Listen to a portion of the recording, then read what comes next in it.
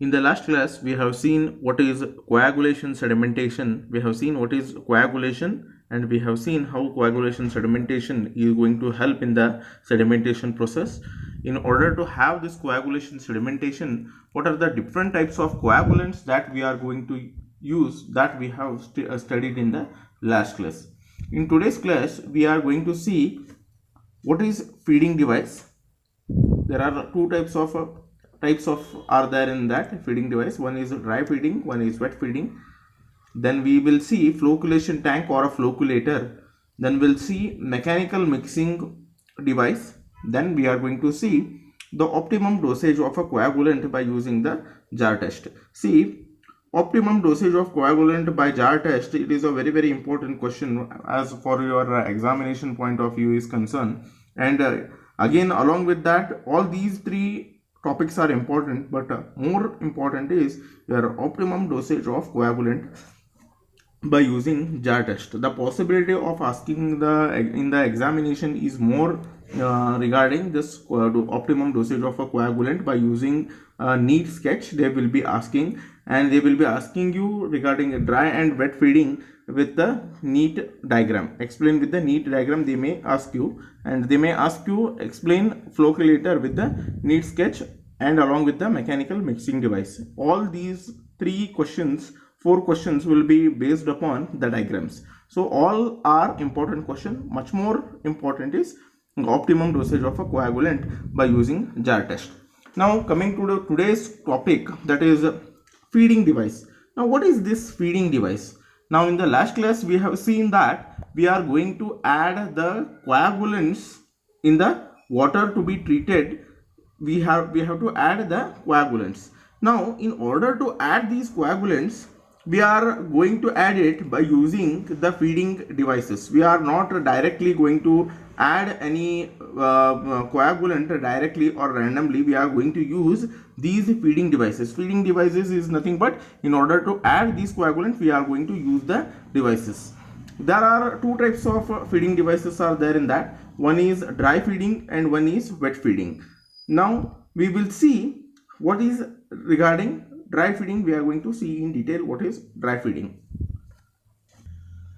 Now this is the setup regarding the dry feeding device. Now we are going to add the coagulant by using the dry feeding process. Now where we are going to use the dry feeding process? If we are going to add the coagulant in the form of powder, we are going to make first a solution, and this prepared solution will be added into the raw water. So this is nothing but called as an dry feeding. Now why we are adding a coagulant? Coagulant is nothing but in order to the particles which are not going to easily get settled down by its own weight, for such elements we are going to add the coagulant. Now you can see in this dry feeding there is one agitating plate is here, there is an hopper, there is a toothed wheel, and there is a raw water. Both of these are two different setups. One setup is with the toothed wheel and one is with a helical screw. As you can see, the raw water, both of these are a different setup. This setup is different, this setup is different, this is different, this is different. So here we can see the agitating plates. Here we will be first adding into these hopper, we will be first adding the raw water or the water which has to be added with the coagulant. Firstly, we are not going to add any coagulant in this. We are going to add simply a water into that. Then according to our dosage, how much amount of a coagulant that has to be added, we are going to add into this particular hopper. And then with the help of these agitating plate, what we are going to do is we are going to mix that particular coagulant, and with the help of the toothed wheel and agitating wheel, first we are going to have the mixing up. Then here you can see there is an helical screw is here. Here the quantity of coagulant that has to be added will be dependent upon the toothed wheel. Here we are going to add the coagulant, and here the raw water, the water to which the coagulant will be added, that is the raw water, will be placed at downside, and here the coagulant water will be there. This is a mixture. Now in this particular process we are going to first take the water, and then we are going to add the coagulant, and then we are going to mix it with the help of a toothed wheel and this agitating plate. Then what we are going to do is, here one knob will be there, we are going to open it. So now how much amount of coagulant we want according to our optimum dosage, that this optimum dosage we are going to fix based upon our jar test. How we are going to do that, I will explain in detail later, right? So what we are going to do is, after we are going to mix the coagulant first, and then we are going to open, here one knob will be there, we are going to open that. Now how much amount of quantity, how much amount of coagulant that we want to add in water, we will be adding it by, we are going to measure the quantity in terms of ml, and we are going to open it, and then suddenly if we fulfill the requirement, we are going to stop here, stop the water into the coagulant water into the raw water. Then again this raw water will be having a coagulation sedimentation process, and then it will be supplied. Now here it was maintained with the tooth wheel.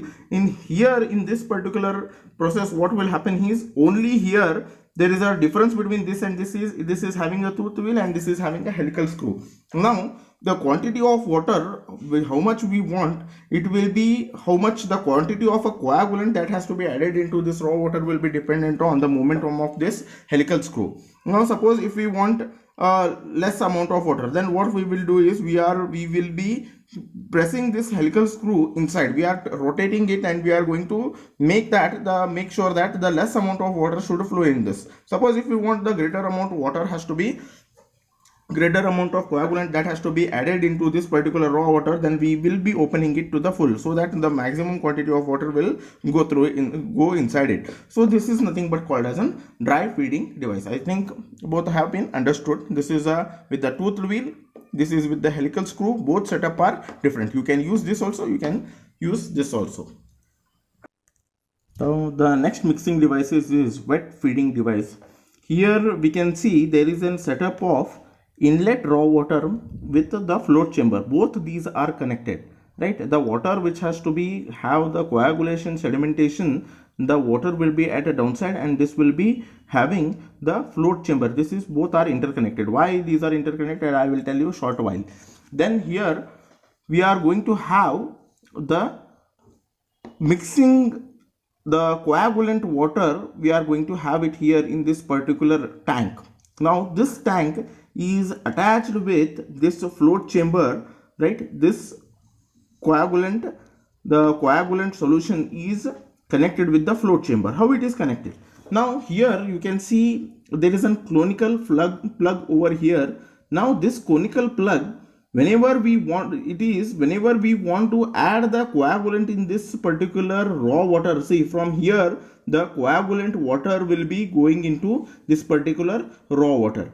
Now here there is one conical plug. Now this conical plug is connected with the pulley with the help of the string, right? With the help of the string, it is going to be connected with the pulley. Now this pulley, it is again connected with the rack and pinion arrangement along with this float. Here one material is there, we call it as a float. Here as the this connection between this float and the conical plug is, both are connected with each other with the help of pulley and rack. As this float moves up, here the conical plug will also move up. Now when will this conical float and conical plug will move? Now when the raw water has been added inside, right, the water which has to be treated has to be added. When it is going to be added, then what will happen here? The water level will increase. Now when the water level will increase, the float will get upside. Now when the float level is going to get upside, now the conical plug will also be get rotated. Both of these will be operating in the same direction. If this moves up, this will also move up. So both will be moving in the same direction. So what is happening now? Here when the water level is increasing, now what is happening? This float, here also the water level will increase. Due to that, the float level is increasing. Then again it is connected with the pulley. Here also the conical plug will also get rise. So when the water level is rising, the water which has to be treated is rising. Now what is happening? This float is getting raised up, and this conical plug will also get risen up. So what is going to happen? Now here the coagulant water, or the water which have been added with the coagulant will come into it. Now when the water level is, when we stop the raw water supply, what will going to happen? Then again the water level will come down. When the water level will come down, float will come down, and what will happen to this conical plug? The conical plug will automatically stop the influent coagulant solution into this particular raw water. Now we are calling, I think you have understood the procedure. Now we are going to call it as a wet feeding. Why we are going to call it as a wet feeding? Because already the solution will be prepared here, so that is the reason why we are going to call it as a wet feeding. Here the raw water will be added, right? Raw water will be added continuously. From here the coagulant solution will be added based upon this movement of conical plug and with this float. So this complete setup we call it as a wet feeding device. Now we'll discuss the flocculation tank or flocculator. Now in this particular tank, what we are going to do is we are going to mix the coagulant and the water which has to be treated. From the mixing point, what we are going to add? We are going to add the coagulant water and then the raw water which has to be treated will come from here. Now you can see in the setup there is an electric driving motor which is going to rotate these pedals. These are having the mechanical paddles which is going to run with the help of the electric motor. Now what is now here, from here the raw water along with the coagulant, it will come, right? In this particular tank, what is going to happen is this coagulant added water and raw water is going to be get well mixed with here. Now these paddles, what it will do is it is going to have the mixing of the your coagulant water plus the water which has to be treated, that is raw water. Now what is going to do here? It is going to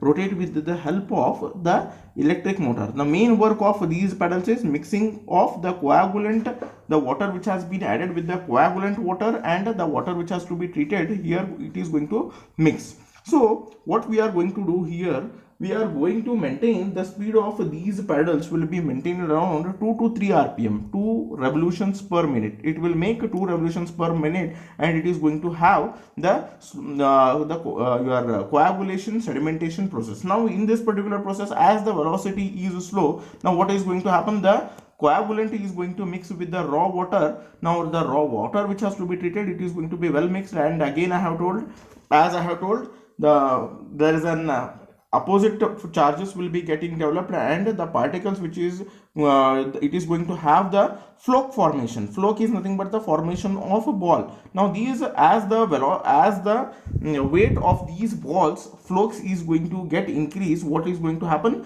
These flocs are getting settled down here at bottom, and the water which is going to have the less amount of, or the water which is going to be less turbid, or which is going to have a very less amount of suspended particle will be coming out from this particular outlet. Here you can see there is a drain valve. This drain valve will be made to take the in order to take down the settled sludge. This drain valve is maintained for taking this settled sludge, and this water will be taking the less or treated water from this particular outlet. Now the motor will be having now the detention time in this particular coagulation sedimentation tank will be for 20 to 60 minutes. The water will be coming and it will be there in this particular tank for 20 to 60 minutes, and after that 20 to 60 minutes the water will be taken outside from here this particular outlet, and here the settled sludge will be taken outside. Now this particular diagram is, earlier we have seen the dry feeding and wet feeding. Now this particular setup is for the mechanical mixing of the coagulant. Right, in this particular diagram you can see there is an impeller over here, there is an electric motor over here, and there is a drain valve for sludge. Now in this particular tank, what we are going to do is, again the basic work is to mix the coagulant and the raw water which has to be treated. Here we are going to have the mixing of both, but with a mechanical method we are going to mix it. Now from here the water which has to be treated will come inside. Here there is a baffle valve which is going to reduce the velocity of water which has to be treated. The impeller, what it is going to do is, it is going to have the rotation. It is for the mixing of the raw water and the coagulant. From here we are going to have feed the coagulant Now the coagulant will be directly coming from here and it is going to be directly open in the front of impeller. Now impeller will be rotating at a speed of around 100 to 120 rpm. From here the water will come, both will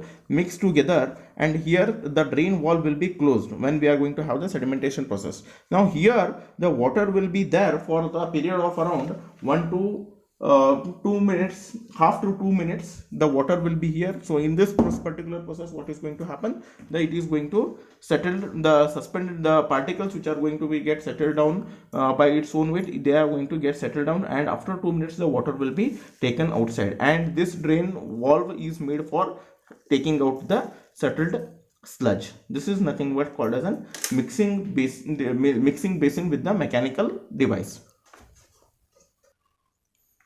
Now this particular test is called as a laboratory testing for determining the optimum dosage of coagulant. That means how much dosage of coagulant we should add. We should fix up the dosage of coagulant. We cannot add it too much, we cannot add it too less also. If we add too less, what will happen? The coagulation sedimentation process will not be sufficient, and we will not be able to remove the suspended particles which are there in the water. And if we add more also, it is going to create more amount of aluminum content will be getting liberated into water, and it is going to create some other issues. So what we want is we need to fix up an optimum dosage of the coagulant. Now here you can see there are the 6 jars are there with having the capacity of 1 liter, and here there is one mixer is there. Mixers are there for each jar. Now in this particular process, what we are going to do is the water for which we need to fix up